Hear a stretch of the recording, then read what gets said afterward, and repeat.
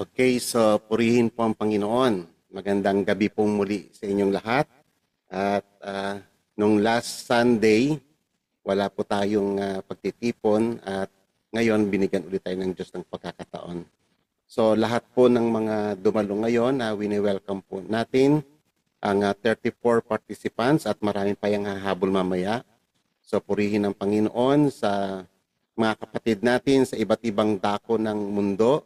Meron sa iba't ibang mga bansa at ibang panig ng Pilipinas. At wini-welcome ko rin po yung akin pong dating kasama sa trabaho. Ngayon ay pastor na rin siya, si Pastor Ramon de Baras. Okay, so purihin ng Panginoon. At nakapag-join siya sa atin ngayon. Okay, so sa gabing ito ay ating patuloy po tayong nag-aaral about mga parables. And this time, isang mahalagang parable yung ating pag-uusapan. Okay.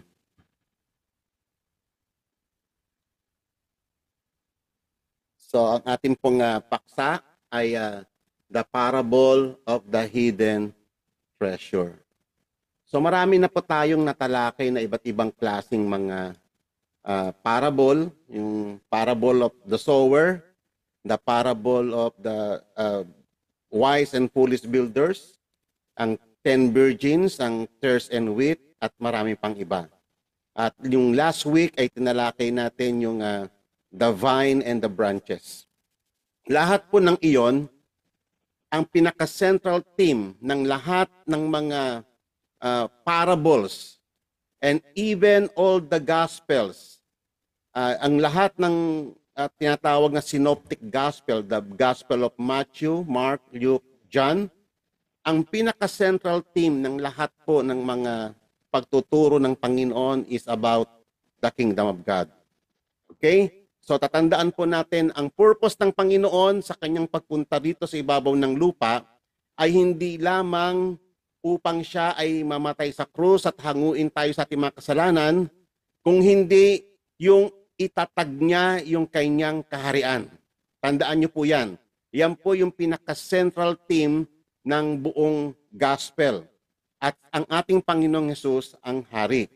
So, kailangan nating maintindihan ang significance na itong kingdom na ito sa ating buhay at kung sino-sino yung mga mag-i-inherit o yung tinatawag na the heirs of that kingdom. So, tinalakay po natin yan sa lahat ng mga parables. Tulad ng parable of the net, parable of yeast, napakarami mga parables na ating diniscuss. So, ngayon, ang ating pag-aaralan ay yung tinatawag na twin parables. The parable of the hidden treasure and the parable of the pearl of great price. Ngayon, mga kapatid, sa parable nito ay actually similar silang dalawa. Na ang emphasis dito ay yung great treasure. A treasure of surpassing value and of exceeding worth. And parehas yung sa may unang parable, the hidden treasure, yung lalaki na naka-discover ng hidden treasure sa field, as well as yung merchant na naghahanap ng precious jewelry, na nakakita siya ng precious pearl, ay parehas yung kanilang action. They were led to sell everything na ano mang meron sila in exchange of that great treasure. So ano po yung mga main key points sa ating pag-aaralan ngayong gabi? Una, the surpassing value of the kingdom of God. Pangalawa, yung the great cost of this treasure. And then, pangatlo, yung ano yung motive behind doon sa radical action ng lalaki at saka ng merchant. And then finally, yung the ability of valuation of appraisal. Okay, so pag-uusapan po natin yung apat na yan sa gabing ito. Okay, una, dito tayo mag-start. Kasi ito yung central theme ng lahat ng parables and the whole gospel. So, what is the kingdom of God? Kailangan ito, mga kapatid, ay ma-resolve sa ating lahat. Ito ay pinaka-importante. Ang nakakalungkot ngayon, mga kapatid, ang daming mga maling pagtuturo na mali ang emphasis ng Kingdom of God. But according to the gospel, iisa lang ang ibig sabihin ng Kingdom of God. It is the rule and the reign of Christ on earth. Ulitin ko po, ano po ang Kingdom of God? It's all about Jesus Christ, His rule and His reign on this earth. And that is the very heart of the gospel. At ito yung pinaka-fulfillment ng lahat ng prophecies spoken from the Old Testament. To bring reconciliation to this fallen world. Kasi buhat ng ang mundo ay nagkasala, sa halip na yung kingdom of God ang ma-establish, yung kingdom of Satan ang naitatag. And Jesus Christ came to restore and to demolish yung kingdom of the devil at i-establish yung kanyang kingdom. At i-reverse ang lahat ng error created by our sin, especially the curses ng kasalanan na nagdala ng kaguluhan sa ating mga buhay. So, ang kingdom of God, in a nutshell, ay blessing. Blessing na upang muling may ugpong ang tao sa Diyos, upang dumaloy ang lahat ng pagpapala na inihanda ng Diyos since the foundation of the world. So iyan po yung pinaka-bottom line ng lahat ng mga parable. So, ang blessings ng kingdom of God is far beyond sa ating human comprehension. Maaaring sa ngayon ay may naiintindihan tayo partly, no? Partly bahagi na kung gaano kayaman ng kaharian ng Panginoon. Pero mga kapatid, marami pa. Okay? Marami tayong pag-uusapan ngayong gabi about yung riches, kung gaano kayaman ito pong kingdom na ibinigay ng Diyos sa atin. Okay? Kaya nga ito yung pinaka-central theme, especially si John the Baptist, no? the forerunner of our Lord Jesus Christ in Matthew chapter 3 verse 2. Repent, for the kingdom of heaven is at hand. Okay? At saka sa pinaka-starting preaching ng ating Panginoong Yesus na matatagpuan sa Matthew chapter 4 verse 17. From that time, Jesus began to preach and say, repent, for the kingdom of heaven is at hand. So, napakahalaga yung preparation so that yung mga tao ay ma-receive nila ang lahat ng blessings ng kingdom na ito. It needs preparation. Okay? So, at sa Matthew chapter 4 verse 23, habang siya ay nagpapagaling, habang siya ay nagpipreach, sabi rito sa may verse 23, and Jesus was going throughout all Galilee, teaching in all their synagogues, and proclaiming the gospel of the kingdom, and healing every kind of disease and every kind of sickness among the people. Okay? So, yan po yung mga verses na atin pong binasa kanina. Okay, more. Sa may beatitude, sa may Matthew chapter 5 verse 3, pambungad na pambungad ng beatitude. Blessed are the poor in spirit, for theirs is the kingdom of God. So, sino daw po yung magmamana o sino yung heirs, yung true heirs of this kingdom na ipinapangako ng Panginoon? Yung mga tinatawag na poor in spirit. Pag-uusapan po natin yan very soon pag nag-start na po tayo sa beatitude. Isi-series po natin yan. Okay? And in Matthew chapter 6, nung tayo ay tinuruan ng Panginoon na manalangin, ang sabi niya, thy kingdom come, thy will be done on earth as it is in heaven. So nakita ninyo, ang focus, ang emphasis ng lahat ng teachings ng Panginoon is all about His kingdom. Na ipag-pray daw natin at bigyan natin to ng priority sa ating buhay, gaya ng sinasabi sa very popular verse, Matthew 6 verse 33. Seek ye first the kingdom of God and His righteousness, at And all these things, yung ating mga material needs o iba pang pangangailangan sa buhay na to, shall be added unto you. Ang ibig sabihin, ang priority, hindi yung pangangailangan natin, kung hindi yung totoong kailangan natin, which is the kingdom of God. Okay? So, marami pa ho yan, ano? Kayo na lang po, you read your Bible, makikita ninyo sa may four gospel, talagang in-emphasize talaga ni Christ yung kahalagahan ng kanyang paghahari. Okay? So ngayon, si Apostle Paul in the book of Romans, chapter 14, verse 17, sinabi niya, the kingdom of God is not eating and drinking, but righteousness, peace, and joy in the Holy Spirit. So, unti-unting ina-unfold ng Panginoon sa atin kung ano yung nature ng kingdom of God.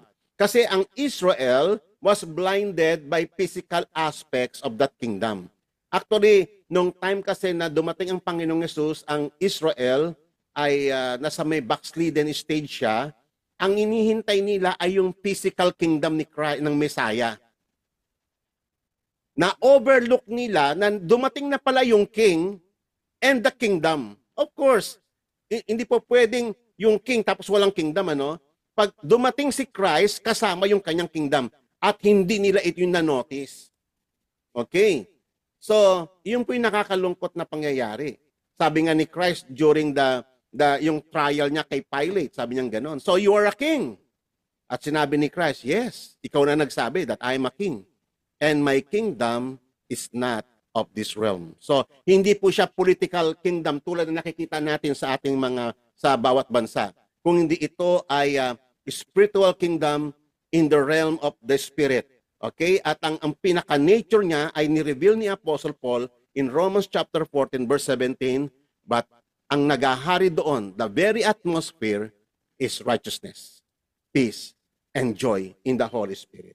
So, bibigyan po natin to ng exclusive explanation in the time to come. Okay, so, the kingdom of heaven is worth more than anything this world has ever known. It is more than. It is hidden in the sight of all men. Okay?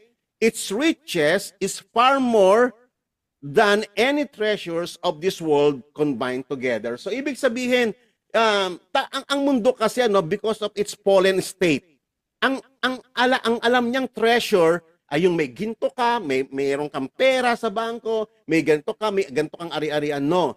Ang lahat ng iyan ay magpe-perish. Lahat ng bagay sa mundong ito, sabi nga ni Christ, huwag kayong mag-impok ng kayamanan dito sa lupa. Kasi rito may magnanakaw, may mga swindler, may mga ganito. So, totoo yun, no? At nakikita natin ito in different countries, sa mga balita, nakikita natin kung paano, kunyari, yung isang tao, nag-abroad siya, ang dami niyang pera, and then sa isang iglap, biglang nawala, na-scam siya. So, kaya nga sabi ng Panginoon, huwag kayong maging wise kayo. Kundi sa halip na mag-ipong kayo ng kayamanan di sa lupa, mag-impok kayo ng kayamanan sa langit kasi doon walang magnanakaw at walang destroyer.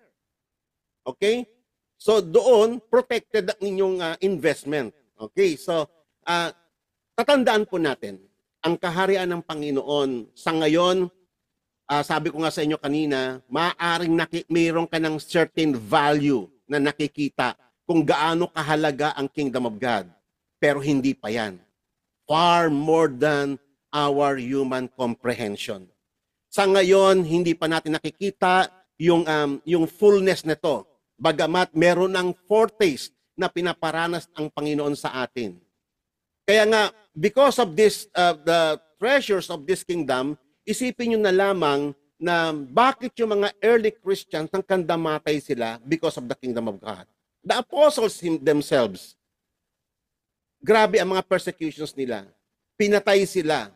They were murdered and become a martyr because of their faith, because they saw the work of the kingdom of God. Okay?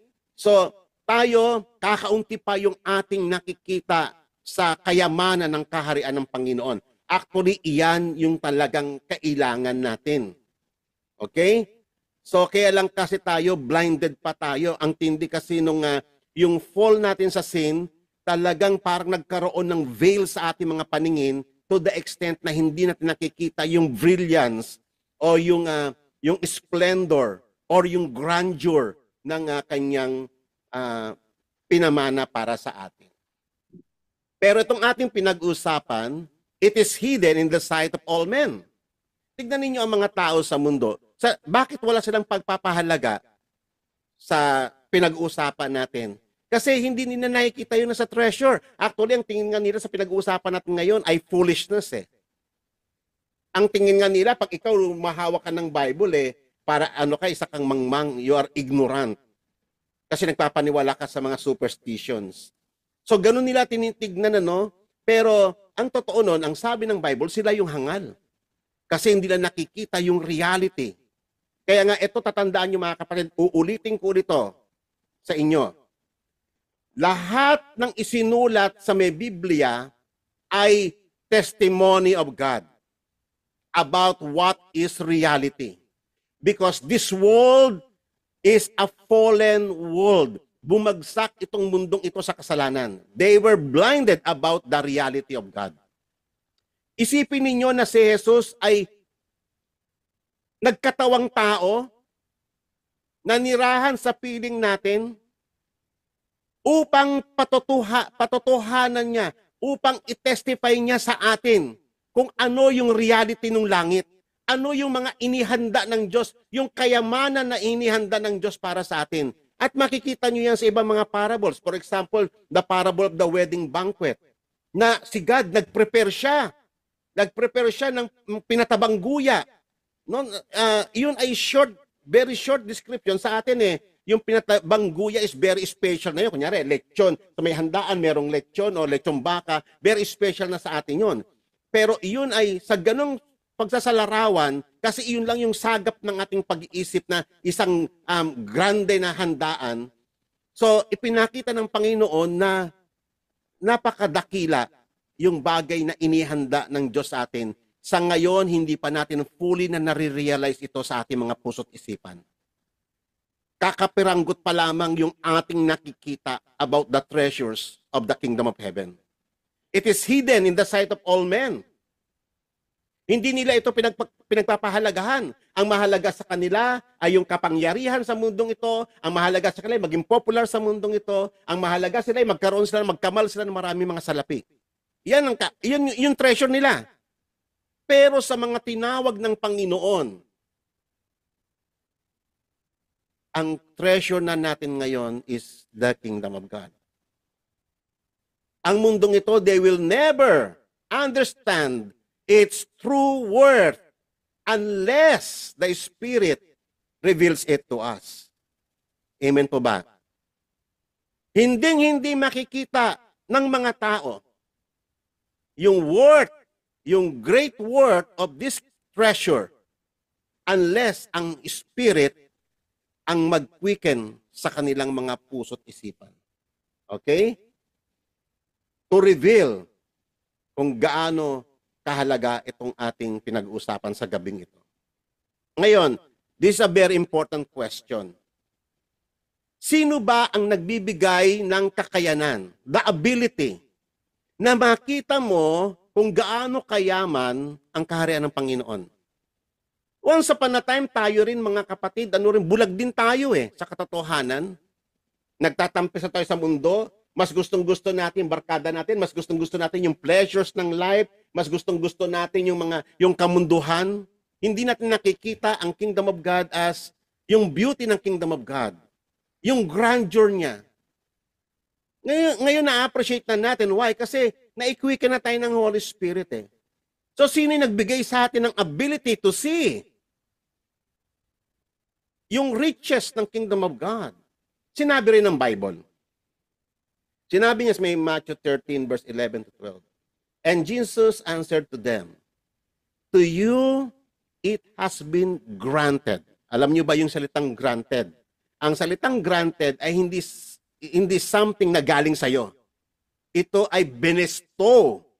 So, ibig sabihin, yung maintindihan mo itong kingdom of God, ito ay bigay ng Diyos. It is a gift of God to His beloved, sa kanyang mga elect. Okay? So, to you, it has been granted.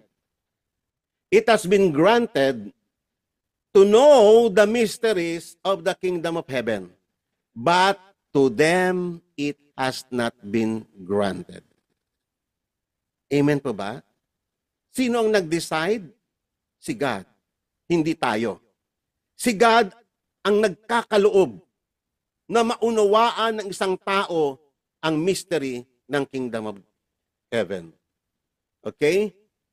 So kung sino lang yung kinahabagan ng Diyos, kung kanino niya lang inihayag, sila lang ang makakita ng greatness, ng value ng kingdom of God.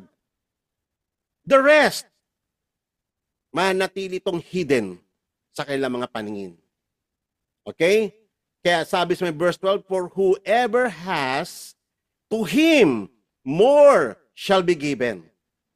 Kaya anong ibig sabihin? Kung ikaw ay may nakikita ka ng liwanag about the kingdom of God and you begin to pursue it, the more nabibigyan ka ng Panginoon. Which is true. Ako mismo, nakita ko yung katotohanan iyan sa buhay ko. And He will have an abundance. But whoever does not have, even what he has shall be taken away from him. Wow. Amen po ba? So, okay, tatandaan po natin, sino ang nagbigay sa atin ng ability to evaluate yung value or yung tinatawag, kumbaga sa alahero, sa mga pawn shop, pero siya tinatawag na appraiser. Yung act na mag-appraise ng jewelry is appraisal. Okay? Ito yung act ng evaluating yung value to assess the worth ng treasure. Okay? So, purihin ng Panginoon. Next. So, sabi rito sa may John chapter 3, in discussing the regeneration, sinabi ni Jesus, Jesus answered and said to him, truly, truly, I say to you, unless one is born again, he cannot see the kingdom of God. Kaya nga, tanong ko nga sa inyo kanina, paano nalaman doon sa may parable na napakayaman ng treasure na yon? Paano nalaman ng merchant na yung pearl na yon is of great price? Paano niya nalaman? Sa reality, ang nagbibigay ng pangunawa sa atin na makita natin to at matagpuan natin ito ay si God. It is granted, it is bestowed upon us by His mercy and grace. Kaya nga sabi rito, unless one is born again, he cannot see the kingdom of God. Kinakailangan pang makwiken yung ating spirit.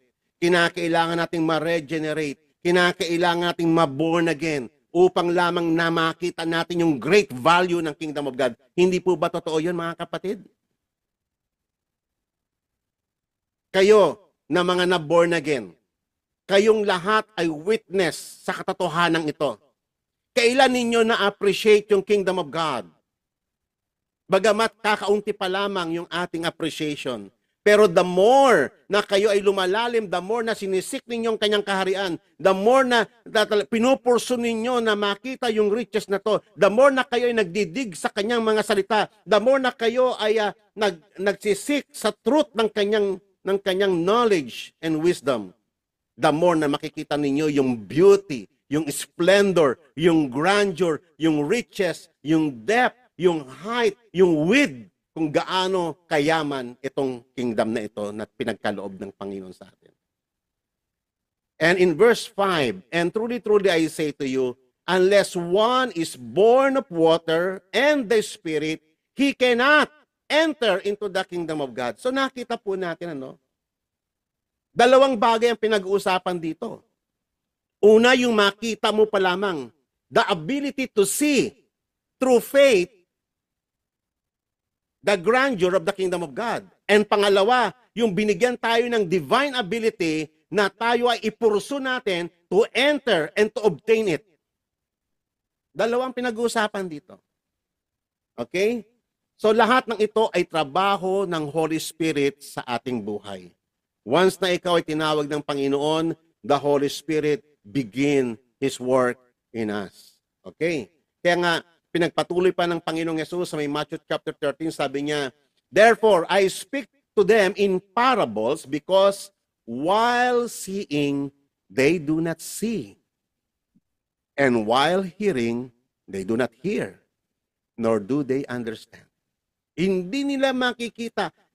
Maraming mga tao na reliyoso rin eh. Nagbabasa rin ng Bible eh. Pero hindi nila maintindihan. Testimony mismo yan ng mga taong educated. Marami na nagpatotoo niyan. Even si Enrile. Nakita niyo, sabi niya, nag-aral pa ako sa Harvard. Ang napakagaling ni Enrile. And yet, sabi niya, pag may Bible, hindi ko maintindihan yan. Totoo yun. So, ang pagkaunawa sa salita ng Panginoon, hindi yung dahil ikaw ay educated, hindi dahil sa ikaw ay knowledgeable sa mundong ito. No. Ang pagkakaunawa sa salita ng Panginoon is through the revelation of the Holy Spirit. Amen? Kaya, mga kapatid, this is very important. If you want to know, if you want to seek, if you want to pursue the kingdom of God, hingiin mo ang tulong ng Holy Spirit. Okay? So in verse 14, it says, in their case, the prophecy of Isaiah is being fulfilled, which says, you will keep on hearing, but will not understand. You will keep on seeing, but will not perceive. For the heart of these people has become dull, with their ears they scarcely hear, and they have closed their eyes, otherwise they would see with their eyes and hear with their ears and understand with their heart and return, and I would heal them. Okay, kaya nga tatandaan ninyo, no, ang parable, uulitin ko ito from the previous mga discussions natin. Ang parable, ang disenyo ng parable is to conceal and at the same time to reveal. Itinatago niya yung true meaning nito sa mga tao na walang pananampalataya sa Panginoong Yesus. Pero inire-reveal niya ito sa mga taong nagpapakumbaba sa kanyang mga salita. To those who tremble at His words. Okay? So, yan po yung disenyo ng mga salita ng Panginoon. Gaya ng sinabi ng Panginoong Yesus, hayagan sa may Matthew 11 verse 25 to 26. Ito ang, nung nag-pray siya, sabi ng ating Panginoong Yesus, kay God the Father, sabi niya, I praise you, Father, Lord of heaven and earth, that you have hidden these things from the wise and the intelligent, and have revealed them to the infants. So ang infants, ibig sabihin, yung mga taong they are willing to lay down everything they have. Willing sila na mag-humble before the Lord upang matuto at maturuan ng Panginoong Yesus. Yes, Father, for this way was well-pleasing in your sight. So yan po yung mga parable. It is designed to conceal and at the same time to reveal. So dual purpose ang parable. At mapalad kayo, kapatid, kung isa kayo sa mga taong pinag-revealan ng Holy Spirit. Yung unti-unti kayo nagkakaroon ng pangunawa sa mga katotohanang inihahayag ng kanyang mga salita. Sapagkat no amount of human effort, kahit ako, mga kapatid, kahit na anong husay ang aking pagpapaliwanag, with all my efforts, with all my ability, kung hindi ang Holy Spirit ang magmumulat ng inyong mga paningin at pandinig, hindi ninyo maiintindihan ang aking sinasabi. You will never appreciate the words which I have spoken before you. Tandaan niyo po yan, mga kapatid. Kasi sabi nga ng Panginoong Yesus, without me, you can do nothing. So lahat ng ating tinatangkilik ngayon, even yung faith, even yung ating understanding, yung ability to perceive the truth of God is all gift of God through the power of the Holy Spirit. It is not based upon our education. It is not based upon our own intellectual capacity. Hindi po yan ang basis. It is through the revelation of the Holy Spirit. Okay. And then, sabi pa ng Panginoong Hesus in verse 16 to 17, "But blessed are your eyes because they see, and your ears because they hear." Bakit sila blessed? Kasi ang Holy Spirit na ikwiken ang kailang mga paningin. Na ikwiken yung kailang mga puso so that they perceive the truth, the reality of the kingdom of God. To appreciate the riches and the beauty and the splendor of the kingdom of God. So this is a work of the Holy Spirit. Hindi ito natural sa atin na, ako mapalad daw kasi talagang nakakita ako, talagang malalim yung insight ko. No! Walang po pwedeng magmayabang sa atin ng ganon. Lahat ng ating nararating, kahit ngayon yung aking ability na magpaliwanag, hindi po ito galing sa akin. Ito po ay galing sa lakas na ibinigay ng Holy Spirit sa akin to serve His holy purpose. Amen? Verse 17, "For truly I say to you, that many prophets and righteous men desired to see what you see and did not see it, and to hear what you hear and did not hear it." Amen?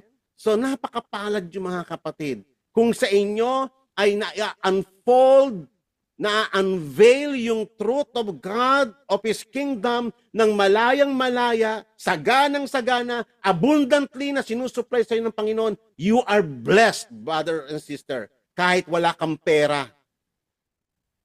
Minsan tayo, we equate ang life sa mga material things. Ang tingin mo, pag wala kang pera, pag wala kang trabaho, pag mahirap lang kayo, pag kubo lang bahay mo, ang baba ng tingin mo sa sarili mo, nagse-self-pity ka. Pero hindi mo nakikita yung riches na ikaw ay kabilang kay Kristo, ikaw ay tinawag ng Panginoon, isa ka sa tagapagmana ng kanyang kaharian. Hindi mo nakikita yung riches na yon. Ang nakikita mo yung material possessions, yung mga material things. Ibig sabihin, na-deceive ka rin ng mundong ito. Na-deceive ka rin ni Satan. Kasi yun ang deception ng Satan na ang totoong kayamanan ay yung pera sa mundong ito, yung mga gold, yung silver, yung pera sa bangko. Wrong! Hindi po yan ang totoong riches. Ang totoong riches is the kingdom of God. Ang totoong riches ay makilala mo si Jesus. Ang totoong kayamanan, mga kapatid, ay yung magkaroon ka ng pagkaunawa kung sino si Jesus sa buhay mo at ano yung ginawa niya para sa atin. That is the true riches. The true wealth na kinakailangan nating maintindihan sa ating pag-aaral sa gabing ito.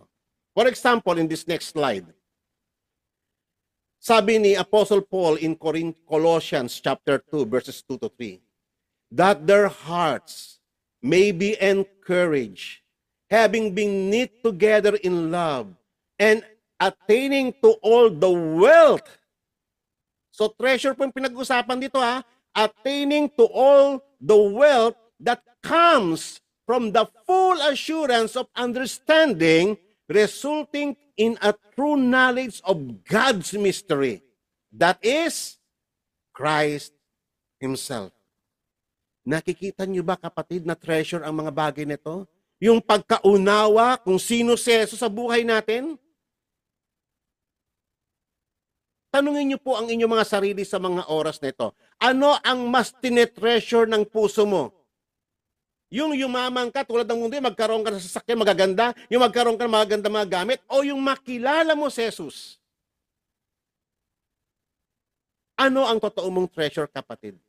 This is, pinag-uusapan dito yung reality.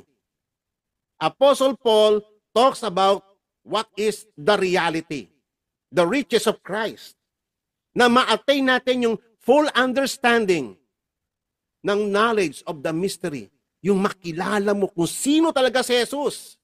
Maaari sa ngayon ang kilala mo lang si Jesus, yung si Jesus yung namatay para sa aking kasalanan. at namatay siya for 3 days and after 3 days, nabuhay siya mag-uli umakyat sa langit. Baka hanggang doon lang alam mo, kapatid. Napakaraming katotohanan, napakaraming kayamanang nakatago sa kanyang mga ginawa at pagkatao na siyang dapat nating maintindihan sa mga pag-aaral na ginagawa natin. In the person and works of Jesus Christ na lagi kong binabanggit sa may Bible study na ito. In whom are hidden, kay Christ, nakatago ang lahat ng treasures of wisdom and knowledge. Wow! Amazing! Wonderful! Nakikita niyo ba, kapatid, itong verse na ito, kung gaano kahalaga, kung gaano ka-intense yung mga pananalita ni Apostle Paul? Sa inyong mga puso, mga kapatid. Si Christ ang totoong treasure. Si Christ ang totoo nating kailangan. The kingdom of heaven is righteousness, peace, and joy in the Holy Spirit. Wow! I-explore natin yan one day. Yung beauty ng nature ng kanyang kingdom, ng kanyang reign sa ating buhay. And in Ephesians chapter 3, verses 2 to 3, sabi ni Apostle Paul, to preach the Gentiles the unfathomable riches of Christ. Wow!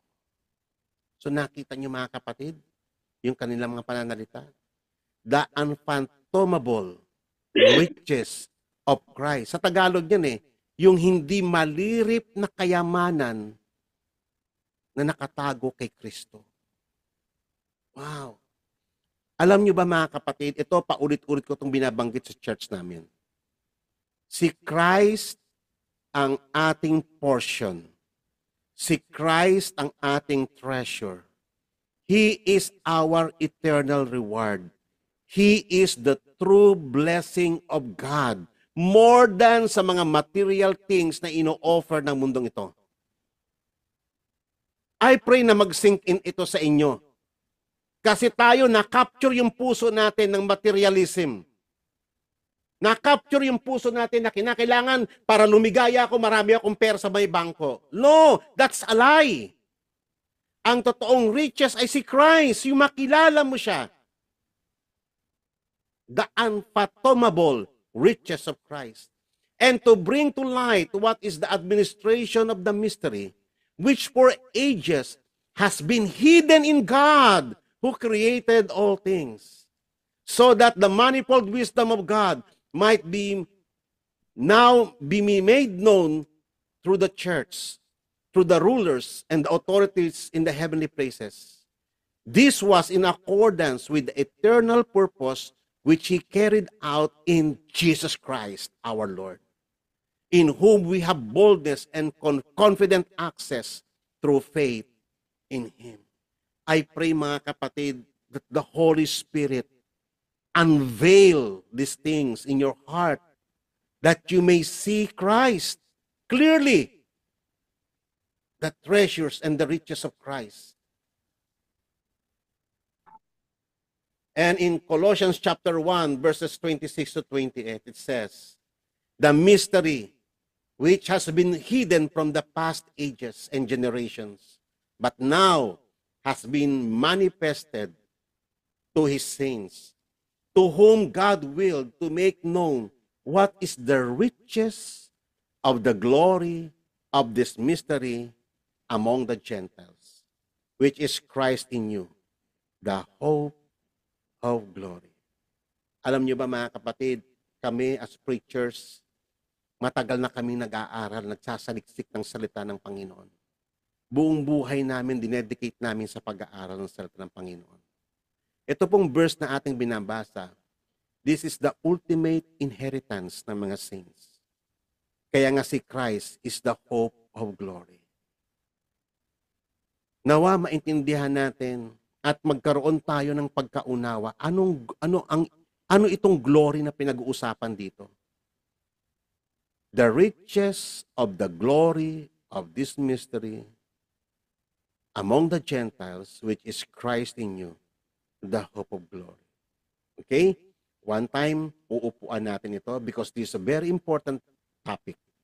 Yung maintindihan natin yung degree kung gaano kayaman itong glory, which is the ultimate inheritance of the saints kay Kristo. Lahat ng mga tao ngayon, karamihan sa mga Christians, engross na engross sila sa rapture. Naghihintay sila sa rapture. Hanggang doon lang nakikita nila. Pero hindi na nakikita what lies behind doon sa mga katotohanan iyon. Ano pa yung far beyond doon? Anong gagawin mo sa langit? Tatalbog-talbog sa mga ulap? For all eternity? May hawak ang harp? Natutugtog ka doon? No. We will share the glory of God. We will see God face to face. We will enter His joy and His eternal peace. Yung mga bagay na to, mga kapatid, ay hindi pa natin lubusang nauunawaan sa ngayon kasi tayo ay nasa lupa pa. But one day, makikita natin yung fullness ng lahat ng ito in the consummation upon the coming of our Lord Jesus Christ. We proclaim Him, admonishing every man and teaching every man with all wisdom, so that we may present every man complete in Christ. And ito yung trabaho namin as pastor. Tinuturo namin ng mainam ang lahat ng katotohanan ito sa congregation upang ma-prepare sila complete bago sila haharap sa Panginoon. At kayo ganun din, mga kapatid. Amen? Hindi po simpleng bagay yung ginagawa namin na mag-prepare ng topic at ituro sa inyo. We are preparing you to meet your God. That you may be complete on that day before Christ. Another verse in 1 Peter chapter 1, verses 3 to 7. Tignan ninyo yung mga pangungusap nila. Kanina si Apostle Paul and this time si Apostle Peter. Blessed be the God, the Father of our Lord Jesus Christ, who, according to His great mercy, has caused us to be born again. For what purpose? Bakit tayo na born again? To a living hope. Tayo ay merong buhay na pag-asa sapagkat yung pag-asa natin ay hindi katulad ng pag-asa ng mundong ito. Ang pag-asa natin ay nakaangkla mismo sa trono ng Diyos sapagkat dahil ito sa ginawa ng Panginoong Hesus sa atin. Through the resurrection of Jesus Christ from the dead, to obtain an inheritance, which is imperishable and undefiled and will not fade away, reserved in heaven for you who are protected by the power of God through faith for a salvation ready to be revealed in the last time. Alam niyo ba, mga kapatid, yung ating mga verses na pinapakita ko sa inyo, yan na yung mga meditations namin sa mahabang panahon. At habang minemeditate namin ang mga katotohanan ito, lalo siyang tumitingkad. Paliwanag ng paliwanag ang lahat ng katotohanan ito. Yung intensity ng pagkakasulat ng mga apostles ay hindi ito parang sariling kaisipan lang nila. Lahat ng ito ay inspired by the Holy Spirit. Testified to us of what is reality. Ano yung inihanda ng Diyos para sa atin? Ano yung aasahan natin sa pagbabalik ng Panginoong Hesus? Tayo, mga kapatid, I just want you to be reminded once again. Hindi lang kayo basta born again. You are an heirs of God. Co-heirs with Christ.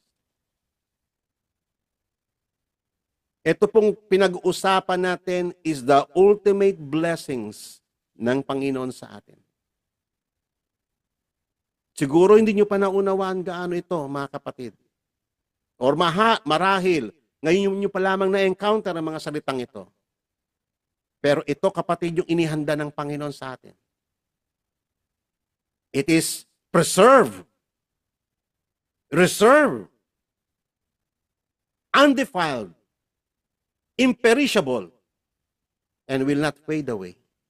Protected by the power of God.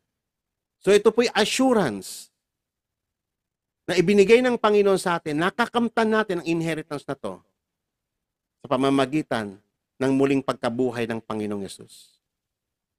Dahil sa iyong pananalig sa kanya, kapatid, you have been born again into a living hope. Amen. And never compare yung financial status mo sa mundong ito, never compare sa katotohanan na mayroong ka kay Jesucristo.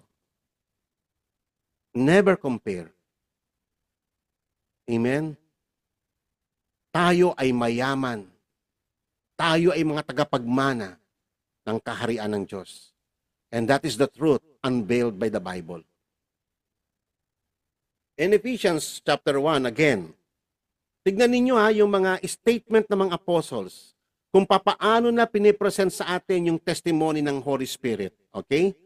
In chapter 1, verses 3 to 9. Blessed be the God, the Father of our Lord Jesus Christ, who has blessed us with every spiritual blessings in the heavenly places in Christ, just as He chose us in Him before the foundation of the world, that we would be holy and blameless before Him. Isipin ninyo yung mga words na yan. No? Piling-pili ang mga words na yan. Pinili tayo upang tayo ay pabanalin at maging walang kapintasan sa harapan ng Diyos. Isipin ninyo. Minsan nakatingin lang tayo sa material na possessions. Pero ito, great treasures itong ating pinag-uusapan. Yung ikaw ay mapabilang sa mga banal, ikaw ay mapabilang sa mga righteous, ikaw ay yung gawing niyang spotless and blameless before God. Tatandaan niyo mga kapatid, tayo ay sinful men. Ang testimony ni Apostle Paul sa Ephesians chapter 2 sa dati nating kalagayan, we were all children of wrath. We were all dead because of our trespasses and sins. We were all sons of disobedience. But now, dahil kinahabagan tayo ng Diyos kay Jesucristo sa pamamagitan ng Panginoong Yesus. Kita niyo naman ang ginawa ng Panginoon. Pinabanal niya tayo. Gentiles tayo Pinabanal niya tayo. He made us spotless before Him. Mga treasures yan, kapatid. Kaya huwag kayong magsiself-pity kung wala kayong mga material possessions. Huwag kayong magsiself-pity. Mayaman tayo sa Panginoon. Okay? In love, we predestined us to adoption as sons through Jesus Christ. Yun na lang, yung maging i-adapt ka ng Panginoon, i-adapt ka ng Diyos na nagmamayari ng buong daigdig. Isipin nyo, mga kapatid, yung katotohanan iyan. Minsan tayo, nakatingin kunyari, inadapt ka ng isang milyonaryo rito sa mundong ito. Inadapt ka ng isang bilyonaryo sa mundong ito. Pero itong pinag-uusapan natin, inadapt ka, tayong lahat, mga kapatid, tayong mananampalataya kay Jesucristo, inadapt tayo upang maging anak ng Diyos ng kataas-taasan at tagapagmana ng kanyang kaharian. Isipin niyo, kapatid, isang napakalaking kayamanan ng mga katotohanan ito. According to the kind intention of His will, to the praise of His glory, of His grace, which He freely bestowed on us in the Beloved. In Him we have redemption through the blood. Wala na tayong, hindi mo nakatakutan yung day of judgment kasi may redemption na tayo. Yung blood ng Panginoon ang sumasa atin. Yung forgiveness ng ating sandamakmak na pagsalangsang sa kanyang kautusan. Pinatawad ng Panginoon. He made us spotless. Treasure yan, kapatid Kayamanan yan Minsan di natin nakikita ang lahat ng ito. According to the riches of His grace, which He lavished on us. Isipin niyo mga words lavished. In all wisdom and insight, He made known to us the mystery of His will, according to His kind intention, which He purposed in Him. Wow! Nakakalula ang mga words na ito. Another verse, pinagpatuloy ni Apostle Paul. Verse 10, with a view to an administration suitable to the fullness of times, that is, the summing up of all things in Christ, things in heavens and things on earth. In Him also we have obtained an inheritance. Wow. Wonderful. Having been predestined according to His purpose, who work all things after the counsel of His will, to the end that we who are the first to hope in Christ would be to the praise of His glory. In Him, you also, after listening to the message of the truth, the gospel of your salvation, having also believed, you were sealed with Him with the Holy Spirit of promise, who is given as a pledge of our inheritance, with a view of the redemption of God's own possession to the praise of His glory. Alam niyo ba kayo mga kapatid ay selyado na eh. Selyado na kayo ng banal na Espiritu. Upang yung promise ng Diyos ay magkaroon ka ng assurance na makakamtan mo to pagdating ng takdang panahon. Reserved in heaven, and we are sealed by the Holy Spirit. The mere presence of the Holy Spirit in us is a token of assurance, a guarantee that we will inherit all these promises. Nakita niyo ba mga kapatid kung gaano kayaman ito? Nakakalula actually yung lahat ng mga verses na to. Verse 15 to 20. For this reason, I too, sabi ni Apostle Paul, having heard of the faith in the Lord Jesus Christ, which exists among you, and your love for all the saints, do not cease giving thanks for you, while making mention of you in my prayers, that the God of our Lord Jesus Christ, the Father of glory, may give you a spirit of wisdom and of revelation in the knowledge of Him. Wow. Yan ang panalangin, the utmost prayer of Apostle Paul, na po pwede niyang maipag-pray, na bigyan tayo ng Panginoon, ng ating Ama sa langit, ng spirit of wisdom, the spirit of revelation of the knowledge of Christ. Kung sino talaga si Jesus sa buhay natin, ano ba talaga yung ginawa niya sa atin? Gaano ba kayaman yung ating tatangkilikin sa pamamagitan niya? Ano ba yung epekto ng ating union kay Christ? Tatandaan niyo mga kapatid, hindi lang tayo basta naiugpong lang kay Christ. Yung ating union kay Christ, it means we have been united not only to Jesus Christ, but also to the triune God, to the Father, to the Holy Spirit. We enter into that relationship. Pumasok tayo sa joy ng relationship na yon. Isipin niyo mga kapatid. Kaya nga sabi ko sa inyo, never compare yung financial status sa mundong ito. Never compare sa mga pangako ng Diyos na isinulat. These are all testimonies of the Holy Spirit sa atin of what is reality. The reality of the true riches hidden in Christ na hindi nakikita ng mga ordinaryong tao.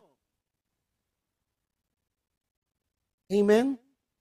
Kayo ba kapatid, so far, at this juncture, unti-unti na ba ninyo nakikita ang kahalagahan ng inyong union kay Christ? Ang pagkakatawag sa inyo ng Panginoong Yesus? Kapatid, hindi ka lang basta born again. Hindi ka lang basta church attender. Ikaw ay tagapagmana ng kaharian ng Diyos. Ibinilang ka sa mga banal. Isipin mo yan kapatid. Yan po ay mga blessings far beyond. cannot be compared sa anumang material possession sa mundong ito. Verse 18, I pray that the eyes of your heart may be enlightened, so that you will know what is the hope of his calling, what are the true riches of the glory of his inheritance in the saints, and what is the surpassing greatness of his power toward us who believe. Wow! Grabe itong mga salitang ito ni Apostle Pablo. Mga kapatid, I admonish you. Balik-balikan ninyo. Total, itong video na ito ay isi-send sa inyo. Balik-balikan ninyo, namnamin ninyo, i-meditate ninyo na maigi, mga kapatid. Kung gaano kayaman yung inihanda ng Diyos para sa atin. Nang sa ganun, hindi tayo magmukmuk in a self-pity. Hindi tayo mag-self-pity sa ating mga nawalan ka lang ng trabaho, nawalan ka lang ng ganito, nagkasakit ka lang, parang piling mo kawa-awa ka na. No! Tumingin ka kay Kristo, kapatid, sa anumang kalagayan mo sa mundong ito. Nakedness, sword, famine. Tumingin ka kay Christ. Tignan ninyo yung mga apostles ng unang panahon, yung mga saints ng unang panahon, yung mga early Christians, pinapakain sa leon, sinusunog ng buhay, tinatalupan ng buhay. Nakatingin sila kay Kristo. Nagre-rejoice sila habang sila sinusunog. Habang pinapakain sa leon. Brutally murdered, tortured for Christ. And yet they are rejoicing in the midst of persecution. Isipin niyo mga kapatid, kasi nakita nila kung gaano kayaman yung kailang inheritance kay Christ. Yun ang nag-motivate sa kanila na talikuran nila ang lahat ng bagay sa mundong ito. Not even their lives. Amen? Can be compared doon sa grandeur ng ating inheritance. These are in accordance with the working of the strength of his might, which he brought about in Christ when he raised him from the dead and seated at him at his right hand in the heavenly places. Wow. Ngayon, pag-usapan natin yung cost. May cost. So nakita natin sa may parable, hindi po ba mga kapatid? Nung nakita niya yung treasure, anong ginawa niya? Umuwi siya. Binenta niya lahat-lahat ng kanyang ari-arian kasi nakita niya yung cost. Merong kapalit, kapatid eh. May kapalit. At sinabi mismo ng Panginoong Yesus, may demand ang gospel. Bagamat salvation is free. Mga kapatid, take note. Salvation is free. It is God's gift. It is through faith by the grace of God. But there is a cost. Though it is free, but there is a cost. Ano yung cost? Tulad nito, sinasabi ng Panginoong Yesus. Then Jesus said to his disciple, if anyone wishes to come after me, he must, what? Deny himself.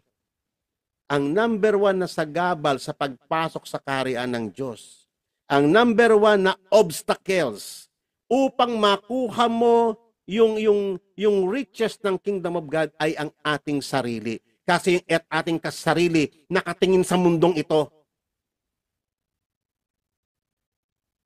Amen? Kaya ang unang-una talaga, i-deny mo ang sarili mo.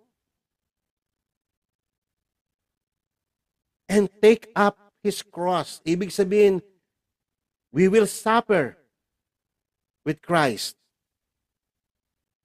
Amen? Sinabi niya in many passages, we are called to suffer with him and then follow him. Ano man ang pinapagawa ng Panginoong Yesus, we will obey without any complaint. Amen? Tatandaan po natin, mahalaga ito. Sabi nga ni Peter, behold, we have left our homes and followed you.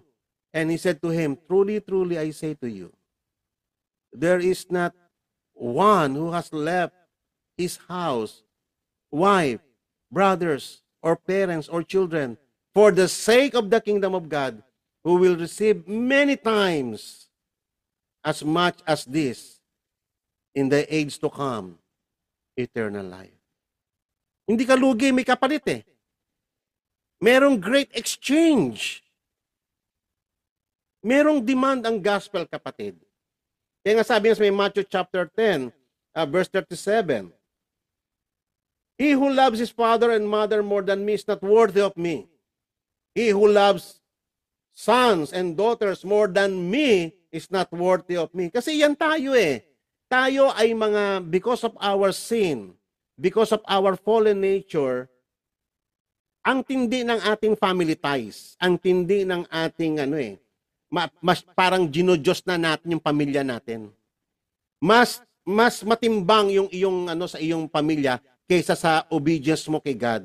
Yung allegiance mo kay Christ, mas mataas yung sa kapit-net sa may family. Kaya sinabi to ni Christ ang sino man magmahal ng kanyang magulang o kapatid, take note hindi sinasabi ng Panginoon na kamuhian mo ang mga pamilya mo, yung mga magulang mo. No, walang sinasabing ganyan. Bagkus sa sinasabi nga ng Bible, honor thy father and thy mother. Sinasabi ng Bible na paglingkuran mo ang iyong pamilya. Ang sinasabi nito allegiance. Yung priority. Sino ang mas matimbang? Si Jesus o ang iyong earthly family? Amen?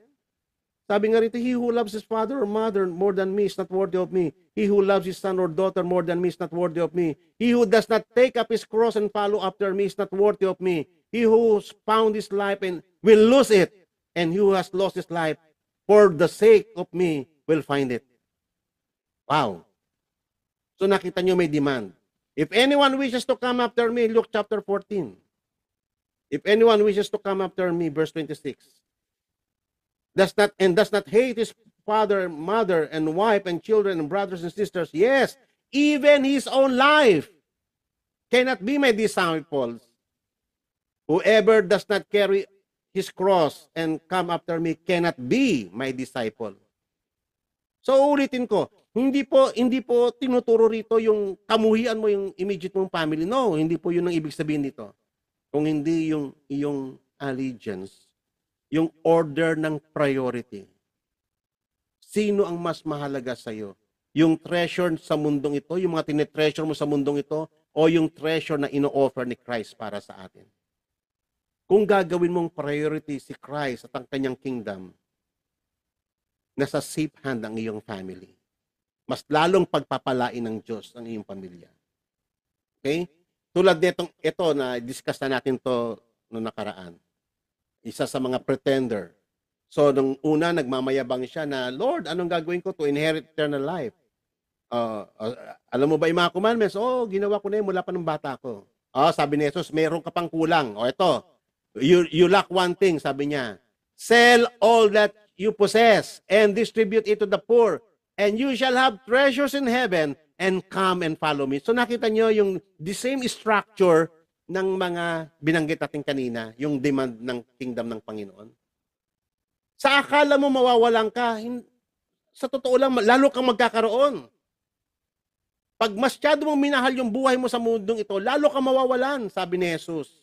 Pag masyado mong niyakap ang treasure mo sa mundong ito, lalo kang mawawalan. Pero once you give it up for the cause of His kingdom and for the cause of Christ, lalo kang magkakaroon. Yung sinasabi ng Panginoong Jesus. Amen? You have to understand kung ano talaga yung totoong implications ng mga sinasabi ni Christ. And then sinabi niya, none of you can be my disciple who does not give up all his possessions. Hindi po sinasabi rito na maging wala ka ng pera, nising ko dapat. Hindi po ganoon ang Christianity. Wala pong ganoon. Misinterpretation po yon. Ang sinasabi ng Panginoon is the order of priority. Nasaan yung allegiance mo? Na kay Christ ba na totoong treasure o yung mga sa mundong ito? Nasaan yung puso mo? Where is your treasure? Where is your heart? Yun ang pinag-uusapan dito. Not the possession itself. Dito kasi, naging idol na ng rich man na ito, yung kanyang treasure. Yun ang binabakbak ni Christ. Yung nasa puso niya, not exactly the possession. Witness ako sa church, marami tayo mga kapatid na may mga talagang mayayaman. Pero nakikita nyo yung kanilang submission kay Christ. Yung kanilang pagpapakumbaba kay Christ. Yung kailang priority about the kingdom of God. Na tuwing may gawain ng Panginoon, nandun sila, they support, they serve. Yun po yung mga magagandang halimbawa ng tamang view of possessions. Ipapailalim mo ang iyong possession sa lordship ni Christ. At kung ano ang ini-instruct sa'yo ng Holy Spirit about that possession, you honor God in that possessions. Hindi yung Diyos mo yung possessions mo. Amen? Yung idolatry sa puso ang binabakbak ng Panginoong Yesus. Okay, in the following verses, ito po ay ang ni Apostle Paul sa Panginoong Yesus. In Mark chapter 10, verse 28 to 31. Peter began to say to him, "Behold, we have left everything and followed you." And Jesus said, "Truly, truly, I say to you, there is no one who has left house or brother or sisters or mother or father or children or farms for my sake and for the gospel's sake, but that he will receive 100 times. So nakita nyo, no? Hindi ka lugi eh. Actually, treasure ang pagsunod kay Christ. It is a treasure. Hindi ka mawawalan bagkus ikaw ay lalo kang magigain. Mas makukuha mo yung totoong treasure. He will receive 100 times as much now. In the present age, hindi lamang sa future ha, also in this present age, houses, brothers and sisters and mothers and children and farms, along with persecutions, in the age to come, eternal life. So dalawa, no? Yung blessings ng kingdom of God na marireceive mo, once you respond positively, katulad ng ginawa nung sa may parable, they sell everything they had in exchange of that treasure. So nakita po natin yung exchange. So, hindi sila lugi actually. It treasure. Sabi niyang ganon. In this present life and in the age to come, eternal life. But many who are first will be the last. And the last first. Marami ang mahuhuli na mauna at maraming nauuna na mahuhuli. Why? Because of the response.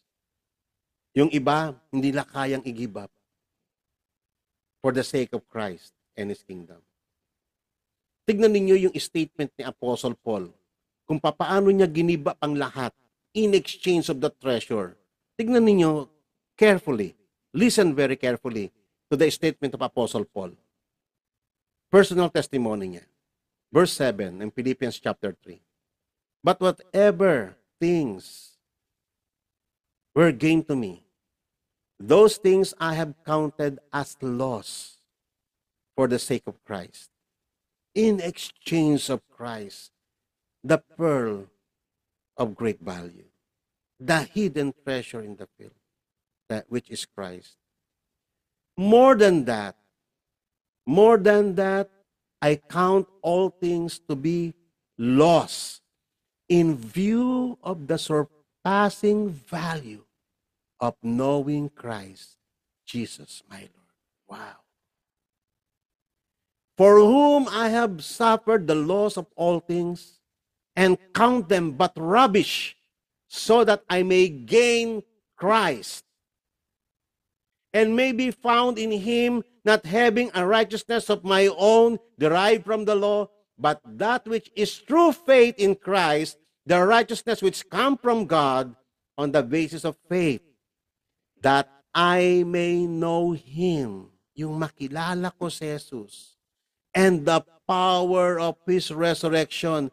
Ano ba yung bakit nabuhay si Christ maguli? Ano yung mga implications ng katotohanan ngayon? Ano ang naidulot ng kabutihan sa atin yung kanyang resurrection? Wow! And the fellowship of His suffering. Di ba sabi niya kaya, take up my cross. It means you share the sufferings. It is a fellowshipping with the sufferings of Christ. Being conformed to His death, in order that I may attain to the resurrection of the dead. So nakita niyo mga kapatid, sufficient words, sufficient amount of scriptures testifies that there is a cause. Yung palitan, reciprocal. Amen? So ngayon, tatandaan po natin, whatever you value most in your heart, determine your treasure. Ano yung mas nakapag-capture sa heart mo? Yun ang treasure mo. Kung nakikita mo yung knowing Christ, yung ma-identify tayo sa Kanya, yung maintindihan mo yung power ng Kanyang resurrection, yung value ng Kanyang kingdom, pag iyon ang na-treasure mo, then yun yung content ng heart mo. But on the other hand, kung ang heart mo ay na-capture o na-captivate ng splendor ng mundong ito, ng deceitfulness ng mundong ito, ng riches, the fleeting pleasures na binibigay ng mundong ito, then that is your treasure. And you will pursue it for the rest of your life. Pero kung nakikita mo ang kingdom of God, ang pagsiserve sa Kanya, yung pag-aaral mo, yung kahalagahan ng knowing Him, kung iyon ang treasure mo, you will pursue it. Kaya nga, whatever you value most in your heart, that determine your treasure. The more we understand the word and the value of the kingdom, the more willing you will be to give everything up for it. Tatandaan po natin, the kingdom of God is worth losing all for. It is worthy. Okay? We joyfully let go of all things in order to take hold of one thing, and that is Christ, the hope of glory. So, ano yung nag-trigger? Ano yung nag-trigger doon sa lalaki na nakahukay ng hidden treasure sa field at doon sa may merchant? That they resulted in a act so radically that they sold everything they had. Sinabi rin dito sa may scriptures, from joy over it, he goes and sells all that he has and buys that field. So, yung joy ay napaka-powerful thing. Yan ang nagtitrigger sa atin to pursue the kingdom of God. Hindi yung para bang lugi ka, feeling mo agrabyado ka when you embrace the kingdom of God. Actually, with joy, na tatalikuran mo ang lahat in exchange of the kingdom of God. Yung joy ang nag-trigger sa atin. Yung joy na galing sa Holy Spirit. Yung joy na fruit ng Holy Spirit ang nag-udyok sa atin na i-pursue ang kingdom of God kaysa sa mga bagay sa mundong ito. Okay? Kaya, iyan din actually yung secret ng Panginoong Yesus, bakit niya na-overcome ang cross. Sabi sa patotoo sa Hebrews 12 verse 2, for the joy that was set before Him, He endured the cross, despising the shame, and is set down at the right hand of the throne of God. Amen? Uulitin ko, this is a very important principle in this parable. What you greatly value, you will pursue it. We joyfully pursue what we greatly value. Tatandaan po natin yan. That is a very important principle. You will do everything. You will even, to the point of sacrificing your most precious thing in your life, just to gain or even earn what you are pursuing because you consider of that thing is of great value. Sasacrifice mo ang lahat. Makamtan mo lamang yun. Because you consider it of great value. Kung ang bagay is not so valuable to you, so you don't mind it, of course. Hindi mo ipupursu yan. Kasi hindi naman mahalaga sa'yo. Pero kung mahalaga sa'yo yan, you will do everything. You will sacrifice everything in exchange of that in order to obtain that thing, that treasure. Okay? The kingdom of God is a treasure. of surpassing value, worth selling everything for. Amen? Hindi ko sinasabi sa inyo mga kapatid na ibenta nyo yung mga property nyo. Hindi ganon. Ang pinag-uusapan natin dito, nasaan yung treasure mo? Nasaan ang puso mo? Ano ang mas pinapahalagahan ng puso mo? Ang mga bagay sa mundo o ang kaharian ng Panginoong Hesus? Are you willing to give up everything in exchange of the kingdom of God? Amen? So, purihin ng Panginoon. Pagbulay-bulayan po natin ng verse na ito. This is very important verse sa ating buhay. Lagi ko po itong binibigyan ng emphasis. If you have been raised up with Christ, keep seeking the things above, where Christ is seated at the right hand of God. Set your mind on things above, not on things on earth. For you died, and your life is hidden with Christ in God. When Christ, who is our life, is revealed, then you will also be revealed with Him in glory. Purihin ng Panginoon. Salamat sa kanyang mga salita. And I pray na ito ay nakapagdulot sa inyo ng kagalakan, pagkaunawa. Lalo kayong tumindi na isikhay ang inyong pagkaunawa sa Panginoong Hesus. Tayo pong lahat ay yumuko at tayo po'y manalangin. Hallelujah. Father God, we thank you, O Lord God, sa iyong katotohanan. Salamat, Father God, for unfolding your truth, the riches of your glory, the riches of your kingdom through Christ, our ultimate inheritance. The utmost blessings that you have given us is Christ.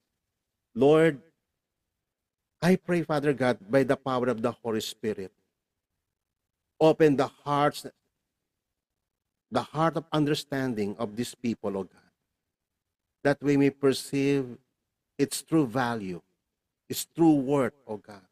I pray through the power of the Holy Spirit, grant them, Father God, the knowledge, the ability to see the worth of your kingdom.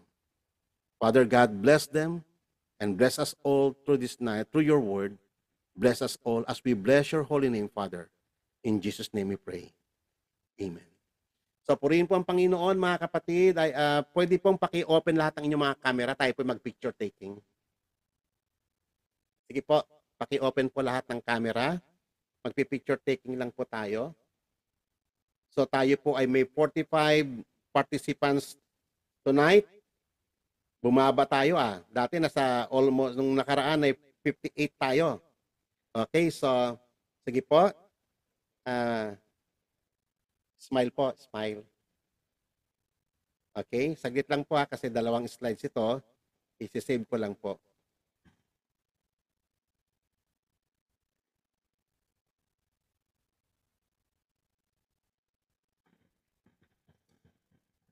Okay, next. And smile. Okay. So, thank you po sa inyong participation.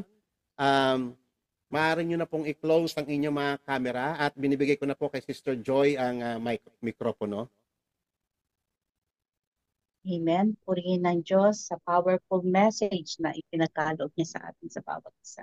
Nawa, I pray na patuloy ang Diyos na magbibigay sa atin ng pagkaunawa, magbibigay siya ng kalakasang espiritual na siya ang magiging pamantayan, magiging ito ang lagi natin babaunin sa bawat oras ng ating buhay. Salamat, Pastor Jess, na kayo ang nagiging instrumento para magkaroon kami at magkaroon kami ng pag-asa at makita namin ang Panginoong Hesukristo sa buhay po namin. Amen po. At meron po bang gusto mag-insight? Gusto pong magbigay ng short insight po ang ating mga pastor kung sino po ang nais?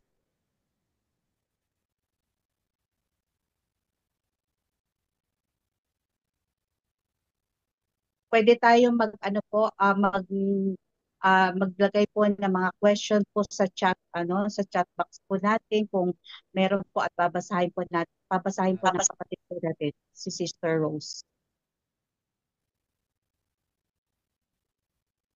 Si Pastor Ramon, gusto po bang magbigay ng short message?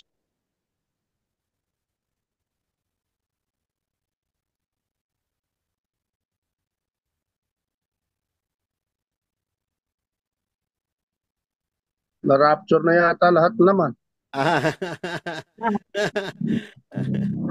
Po, okay. Pastor Art, short message po, short insight, kung may nakikiano Amen. po sa programa Pasensya po. na po kayo ng mga nakaraan.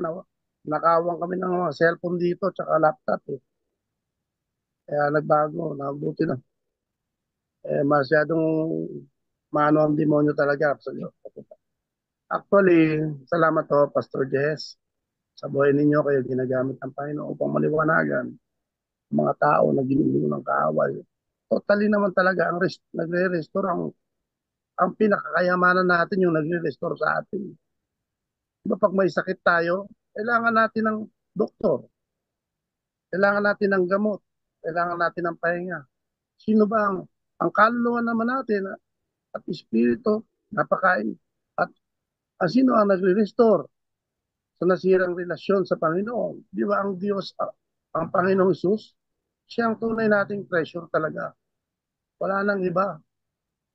Kaya lang maraming tao ngayon, mapapansin natin, parang si Judas, pinagpapalit sa kaunting salapi, kapirasong pilak, ang mabuting ginawa sa kanya ng Panginoong Kristo. Iba napansin nyo ba? Bigyan papyaw lang natin. Sa mga alagad, si Judas ang pinakamahal din ng Panginoon. Mahal niya, sinusubuan niya pa ng tinapay. Diba? Nakahilig lagi. Akala natin nagkikare talaga si Judas, pero ang intensyon niya, hindi si Kristo, kundi yung kayamanan, yung pera, treasurer siya. Kaya sabi ng Panginoon, iwasan ninyo ang kasakaiman at pag-ibig sa salapi. Iwasan ninyong pumasok sa puso ninyo ang salapi. Di ba? Ang salapi talaga, ginagamit ng kawayan para masira ang relasyon ng magkapatid, magulang, mag-asawa, yung kayamanan. Kalimutan nila si Kristo. Ano sabi ng isang kasulutan? Pakamtan mo naman lahat ng yaman ng mundong ito, mapasayo lahat.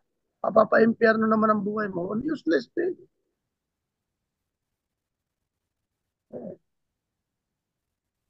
Tapos para sa akin kailangan natin sa ministry, ako.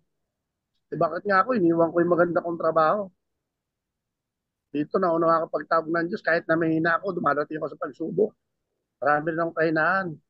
Napakahirap pag naglalaban ang aking katawan at spirit. Pero pinipilit ko, nilalapit ko, nakahabagyan ako ng Diyos. Wala akong magagawa eh. Hindi ako kahabagyan ng Diyos. Ang lagi kong hiling, kahabagyan ako ng Diyos. Maunawaan, maisabuhay ko yung kalooban niya. Kahit marami mga tao sa paligid ko na ginagamit ng kaaway. Napilit akong binabalik sa dating masamang buhay. Ganyan ang demonyo eh. Kaya nga, kailangan natin ng tunay na kayamanan at kapangyarihan. Ang kapangyarihan ng Diyos, katalinoan ng Diyos, kundi si Kristo.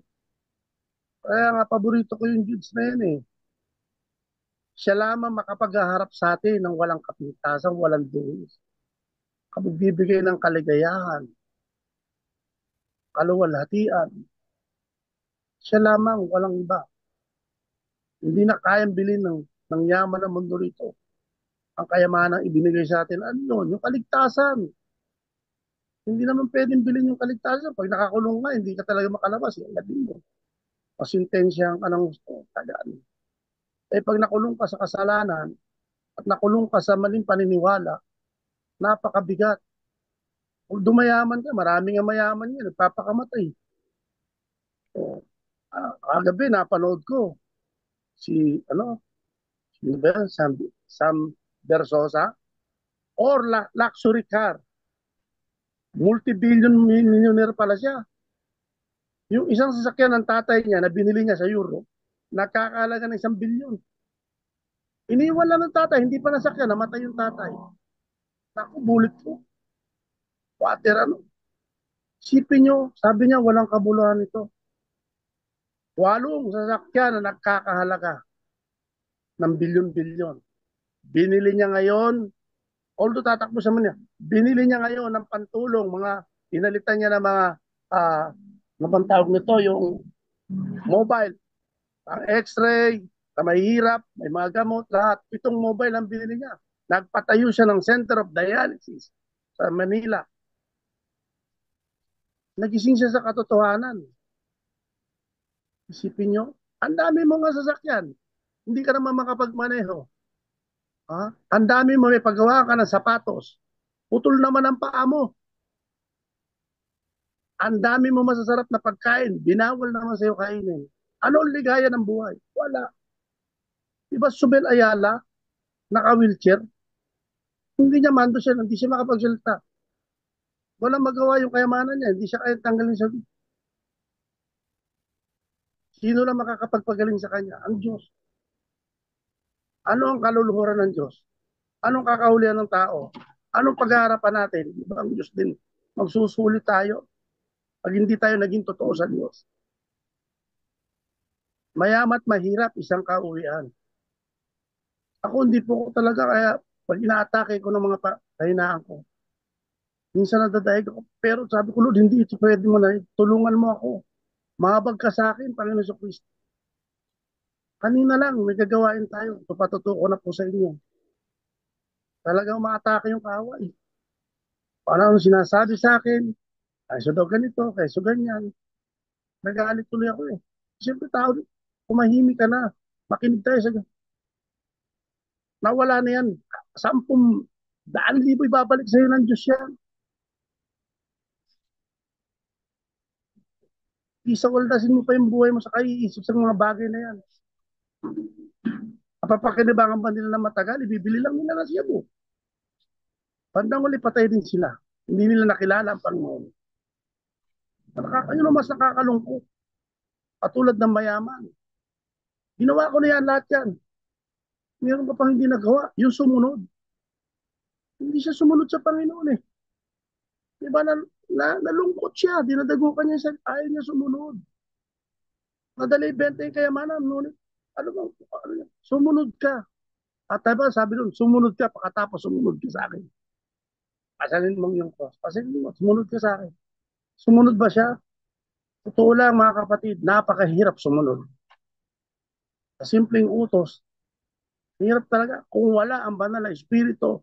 At sabi nga ni Pastor Jess kanina, kung hindi tayo kahabagan ng Diyos, wala tayong magagawa. Kaya dapat nating unahin ang seeking first, nakahabagan tayo ng Diyos. Mithiin natin sundin. Bagamat nahirapan tayo, meron tayong desire na sumunod. Ano mang kalalagayan natin puso. Eh, hindi baligtad yan. Nangyayari pag nakagawa na kasalanan, tatago. Nagsisinungaling. Tatago siya. Asan kayo? Eh, ba't adan? Nandito po, tatago. Ba't kayo tatago? Hinain niyo ba yung puno? Ay, yung bunga? Anong sinagot? Di ba nagsinungaling? Kasi yung babae binigay mo sa akin, sinisip pa yung Diyos. Ibig sabihin, patawad po, Panginoon. Nakakain kami, nakapagsuway kami. Wala eh, walang hinging walang pagpapakumbaba. Pero nahabag pa rin ang Diyos sa kanila. Ninuno natin sa laman, nahabag pa rin. Tinahian pa rin sila ng damit. Ba't sila eh? Minahal pa rin sila. Bagamat sinumpa yung lupa. Sabi ko nga, salamat sa Panginoon. Ano? Bakit? Sa Panagoy, sabi doon, bagamat siya'y nagpaparusa, hindi nawawala ang kanyang pag-ibig. Pero ang tao, kung mamarusa sa kapwa-tao, sobra sagad hanggang buto. Walang pag-ibig. Walang habag. Kaya pagdating ng takdang panahon, hindi rin siya. Sabi, mapapalad ang mahabag. Di ba? Mapapalad ang nagugutom sapagkat bubusugin sila ng Diyos. O magugutom tayo, panandalian lang yan. Sa bahay ng aking ama, wala tayong bahay dito. Singil dito, singil doon. Doon wala ka na sisingil. Doon, ang kayamanan di kayang abutin ang pag-iisip. Nantay na ginto. Anong pangako? Dadaling ko kayo. Yun ang tunay na kayamanan natin. Yun ang pag-asa natin, si Kristo lang. Wala nang iba. Wala na tayong dapat ibang Diyos na sinasamba. Siya lang talaga ang makapaghahatid sa atin sa harapan ng Ama. Magpakumbaba lang tayo, magpasakop, maging totoo lang tayo sa harapan ng Diyos. Kinain mo ba? Nagkasala ka ba? Nagkasala po. Hindi na po karapat dapat. Tawagin ninyo, anak, gawin niyo na lang ako isang alipin. Hindi ba? Pinalayas ba? Hindi. Dali. Isa ninyo. Suotan ninyo. Bihisan ninyo. Amoy baboy, niyakap. Hindi pa nga nakakalapit sa pinton. Tumakbo yung ama eh. Niyakap, sabi doon, niyakap. Hinagkan pa, amoy baboy. Hindi ba? Yan anong ginawa? Hindi na po ako karapat dapat. Tawagin ninyo, anak. Gawin niyo na po ako isa sa inyong mga alila. So many Christian, katulad ng kapatid. Bakit ninyo binisan? Bakit ninyo pinagpatay ng matabang guya? Bakit? Bakit? Puro tayo bakit? Anak, bakit hindi ka nagpatay ng guya? Sa'yo lahat. Ang lahat ng sa akin ay sa'yo. Tingnan nyo, sinasabi na ng Diyos ang katotohanan. Anak, lahat ng sa akin ay sa'yo. Bakit ginaganya mo yung kapatid? Pumasok ka na, halika na, magsaya tayo. Namatay mo rin na buhay. Nawala. Kasumpungan. God is a faithful and loving God. Hindi niya habang panahon, itatakwil tayo. Tayo talaga nagtatakwil sa Diyos eh.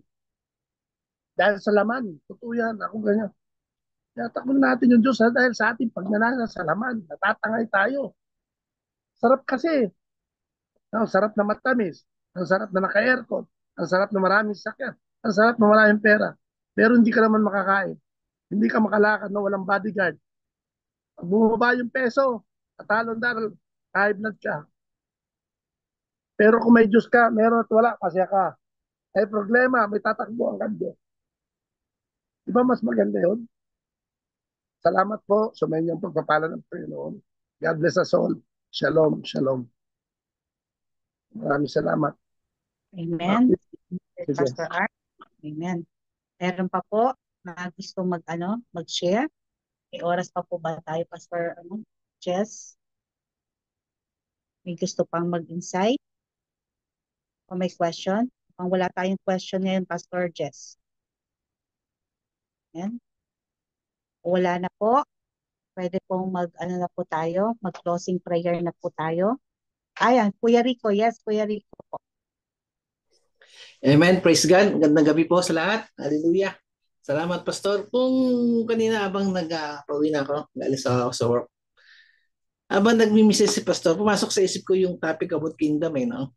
Titingnan natin na yung tinutukoy dito, yung paano ba kumilos ang Panginoon sa kanyang kaharian. Kasi sinabi kasi kanina ni Tatay dun sa Matthew chapter 6 verse 10, sabi nga, may your kingdom come, may your will be done on earth as in heaven. At sinabay pa ni Tatay sa Matthew 6:33, di ba?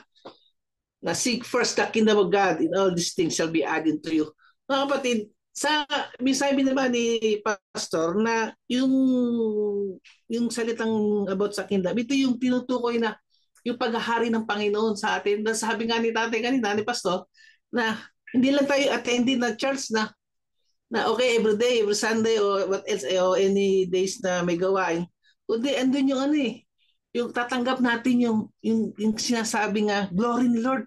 Tayo magmamana ng kanyang kaharian. Amen?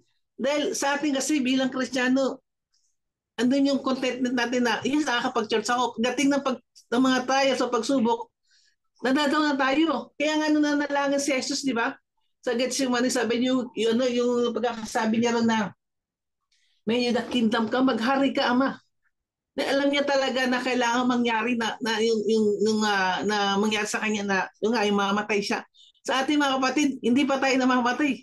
Halos, sabi nga ni Pastor kanina, narinig ko, yung mga panahon ng araw, yung mga Kristiyano sinusunog ng buhay, pinapakain sa leon, di ba? Pero tayo, konting karamdaman, ayoko na. Hindi na ako mag-church. Umulan lang, bumaha lang, ayoko na. Pero ang topic natin about sa kingdom, paano natin maghaharian yung kingdom na binigay sa atin, Lord? Na kung ang pananampalataya, kalit-lit, umaayaw na tayo. Yung sinabi niya nga rito sa Matthew 6, diba? So do not worry saying, diba? What shall we eat? Or what shall we drink? Or what or what we were, di ba? For the pagan run after of these things. And your heavenly Father knows that you need them. Kumbaga, andun yung worry, ano ba kakainin ko? Ano ba iinumin ko? Isusuot ko? Sabi nga ng Panginoon, ito yung mga tao na walang pananalig sa akin. Di ba? Kung unahin mo yung karyan mo, sabi nga, ibubus ko yung pagpapala eh. Sa Malakay 3:10, di ba? Alam natin. Subukan mo, ibubus ko yung pagpapala, siksik, liglig, umahapaw. Saan nanggagaling? Sa kanyang karyan. Dahil kung pamumuhay lamang tayo, nandito tayo sa lupa eh. Yes, nandito tayo sa world. Pero ang usapan dito by spirit, hindi by flesh. Kaya kung bilang Kristiyano namumuhay ka sa Panginoon, dapat lagi nating inisip yung karyan ng Diyos, yung kanyang kawalhatian na sa akin. Sabi nga, God is with us. Remember sa atin ng Panginoon, pero nagka-problema ka na, nasaan yung Panginoon ko? Hello, ang Panginoon nandiyan, pero ikaw nawawala sa Panginoon. Amen? Pagbasa ng salita ng Diyos, yasa mo, ang tanong, binulay-bulay ba natin? Dapat aral sa, kaya nga sabi nga eh, di ba? Malinaw na, para kang humarap sa salamin pagkatapos nakalimutan mo na yung sarili. So malinaw mga kapatid, once na nag-uusap tayo, sabot Panginoon, your kingdom ka, Lord, maghari ka sa buhay ko. Wala na doon, wala nang malang question na, ano kailangan ko? Ibibigay ni Lord eh. Kaya nga sabi nga kanina, maraming mayaman. Gaya na lang ng mayaman. Sumunod siya, di ba? Lord, kaya lahat ibiginawa ko na. Sabi nga ni Pastor, bata pa ako, ginawa ko na hindi magkasala. Sabi pa, isa lang, ibenta mo yung kayamanan mo at ipamigay sa mahirap. Ano nangyari? Umalis siya. Bakit? Hindi niya kaya ibigay yung kayamanan para ibigay sa pagsagap sa mahirap eh. Samantalang tayo na nandito pa lang sa lupa, hindi natin nararamdaman yung pagpapala ng Panginoon. Ayun yun eh. Minsan hindi natin ino-honor, Lord, ikaw pala may gawa nito. Minsan in-honor din yung tao, nagbigay. Ay, salamat kapatid. Ay, salamat. Binigyan mo ko niya. Pero hindi mo alam, ginamit ng Panginoon yung kapatid na para makarating yung pagpapala. Wala yung glory ni Lord eh. Sabi nga, isa glory. Sabi nga, isa holy. Kailangan hindi tayo pwede lumapit sa Panginoon, hindi tayo holy. Remember, di ba, namatay siya, nakataas ang kanyang kamay. Namatay tayo, kamay natin nakababa. Nakadiretso. Pero ang Panginoon, titignan natin yung namatay sa krus, nakataas ang kanyang kamay. Ano kahirap no mga kapatid? Namatay ka na, pero kami mo nakataas pa rin. Pero so bless, mamatay ang kamay natin diretso, tuwid. Hindi tayo nakakaharamdam ng hirap. Pero ang Panginoon, bago namatay, katakot-takot na hirap. Sakit, bugbog, sipa, dura, panlalait, pero ginawa ng Panginoon upang tayo maligtas. Salamat, Pastor. Ang ganda ng mensahe. Kanina, habang nagdadrive ako, pauwi ako, naramdaman ko yung presensya ni Lord na kailangan natin yung kingdom ni Lord eh. Sabi nga, pasamantala tayo, paano kung mamatay tayo anytime? Wala yung kingdom ng Panginoon. Yes, Kristiyano ka, ako, nakakatakot. Sinabi niya, Ama. Ano sabi niya, Panginoon, hindi lahat na tumatawag sa Ama ay maliligtas, kundi yan lamang sumunod sa karyan ng Diyos. Yun ang pinakamatinding verse na lagi ko iniisip. Sabi niya, di ba? Diyos ko, di ba? Hindi lahat na tumatawag sa Ama ay maliligtas, kundi lamang sumunod sa karyan ng Diyos. Mga kapatid, basahin natin yung salita ng Diyos. Kailangan natin yung kingdom ni Lord. Nandiyan yung kingdom Lord, pero ipinamumuhay pa natin yung mundo, yung flesh, yung kasalanan. Hindi tayo magtatagumpay. Amen. Hindi tayo magtatagumpay. Humingi nga lang ng pagpatawad, di mo kaya magpatawad. Ang sabi ng Panginoon, kung di ka marunong magpatawad, di rin kitang patatawarin. Kung kinahiya mo ako sa maraming tao, ikakayarin kita sa Ama sa langit. Very simple word, pero hindi natin magawa. Saan yung kingdom ni Lord? Is nandito ka ngayon, buhay kaya ang puso mo, buhay kaya ang isip mo about sa kingdom. Ang ganda ng mensahe ni Pastor. Pastor, pa-share po nung link talagang everyday na pakinggan natin. Ang ganda. Is the kingdom come, you will be done. Maghari ang inyong kaharian. Dito sa lupa at dito rin sa langit. Amen. Sa atin, saan yung kaharian natin? Alam natin, kaharian dito lang sa mundo. No. We are temporary in this world. But our life is go on to the Lord. Amen. Salamat. To God be the glory. Amen. Purihin ng Diyos sa buhay mo, Kuya Rico. Amen. Tayo na po ay magko-closing prayer na po. At nawa sa gabing ito ay may nagrema sa atin. Makapag-self-check po tayo. At naniniwala po ako na may gagawin ang Panginoon Diyos sa ating buhay, lalo na sa ating mga spiritual na pangangailangan. Amen? Pastor Art, pwede nating mag-closing prayer na po. Yes po. Maraming salamat, Pastor Jesse. Tapos, tayo po'y manalangin. Hallelujah, Jesus. Hallelujah, Father. Abba, Father, Adonai. Yeshua, Messiah, Adonai. Holy Spirit, Adonai. Ama namin nasa langit, maraming salamat po sa inyong biyaya tabang, Panginoon. Salamat po, Ama, sa gabing ito, Panginoon. Naging masigla at ayos naming gawain, Panginoon. Salamat sa patnubay ng Banal na Espiritu. Salamat sa buhay ni Pastor Jess na ginagamit po ninyo upang lumakas aming pananampalataya, maunawaan ang paghahari mo sa bawat isa amin. Salamat sa banal mong salita na nagbibigay buhay dito sa lupa upang malaman namin ang dapat namin gawin. Pasunod namin ang kalooban mo araw-araw. Tulungan mo kami, Ama, kabagan mo kami sa pangalan ng iyong bugtong na anak. Huwag mong pabayaan kami masilo ng kaaway. Huwag mong pabayaan madaya kami. Huwag mong pabayaan mayong kami sa takbo ng mundong ito, Panginoon. Tulungan mo po ang bawat isa na makaunawa. Diyan ang kapayapaan, divine wisdom, knowledge, and protection, divine favor, divine provision, double portion of anointing, Ama. Kabagan mo kami mga puso at isipan. Likaan mo kami ng pusong masunurin. Alisin po ninyo ang pusong suwayin. At isipang nais na sumunod sa iyo, maunawaan. Sa patnubay ng Banal na Espiritu. Pagpalain mo po ang bawat isa, aming mga pamilya. Bigkisin mo kami sa pag-ibig, bigkisin mo kami sa pagmamahal. At sinasaway namin, Panginoon, sa pangalan ng iyong bugtong na anak, o namang uri ng palaso ng kaaway, sa bawat isa sa amin, sampu ng aming pamilya, sa aming tahanan, sa aming ministry, sa aming gawain, sa aming trabaho, ay hindi makapanahig ang gawa ng kaaway. Bagkus, Ama, ang favor mo, ang kaharian mo, ang pag-iingat mo, ay nasa amin sa lahat ng oras. Salamat po. Bless mo kami spiritually, physically, wisdom, knowledge, and favor, Panginoon. At dito sa lahat, Panginoon, buhusan mo kami ng biyaya at minsan para sa aming mga mission, sa aming gawain, maging sa aming mga pamilya. Salamat po, Ama, maging daluyan ng pagpapalang spiritual kami, physical at financial. Sa pangalan ni Jesus, amen and amen. God be the glory, gentlemen. God bless us all. Shalom. Shalom. Amen. Amen. God bless us. Amen. Good night po, everyone. Amen po. Bye-bye. Bye po. God bless. God bless po, Pastor. Thank you po. Salamat. God bless po sa lahat. Salamat.